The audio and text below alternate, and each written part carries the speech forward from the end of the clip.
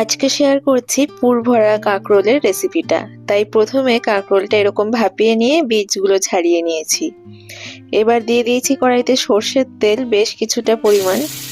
এই বাটাটার মধ্যে রয়েছে নারকেল আর ওই কাঁকরোলের বীজ আর কয়েকটা কাঁচা লঙ্কা।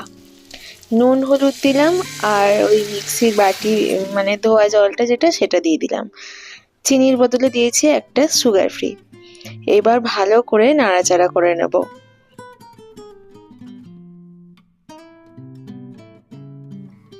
বেশ কিছুক্ষণ ধরে নাড়াচাড়া করে নেওয়ার পর আমি এখানে দিয়ে দিচ্ছি 1 টেবিল স্পুন মতো কাসন্দ। কাসন্দ ছাড়াও সর্ষে দেওয়া যায়, কিন্তু সর্ষেটা দিলে অনেক সময় তিতকুটে একটা ব্যাপার চলে আসে। তো সেই কারণে আমি কাসন্দটা দিই নামানোর আগে, এতে মনে হয় টেস্টটা আরো বেশি ভালো লাগে। এই যে এবার তেল ছাড়া ছাড়া হয়ে গেছে এবং কড়াই থেকেও পুরো ছেড়ে গেছে মিশ্রণটা। এবার কিন্তু আমাদের পুরটা রেডি। ঠান্ডা করে নেব।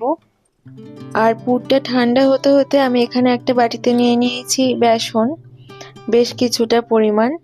আর এর মধ্যে দিয়ে দিচ্ছি আমি নুন, হলুদ, লঙ্কার গুঁড়ো আর একটু 1 চিমটি পরিমাণ খাবার সোডা। জল দিয়ে ভালো করে একটা স্মুথ পেস্ট বানিয়ে নেব। এবার এই কাঁকরোলগুলোর মধ্যে কিন্তু পুর ভরা অলরেডি আমার হয়ে গেছে।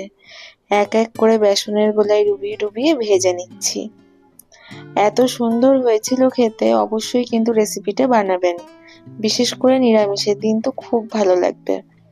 আমি এটা ভাতের সাথেই পরিবেশন করেছি, তার সাথে দিয়েছিলাম একটু ঘি আর একটা কাঁচা লঙ্কা।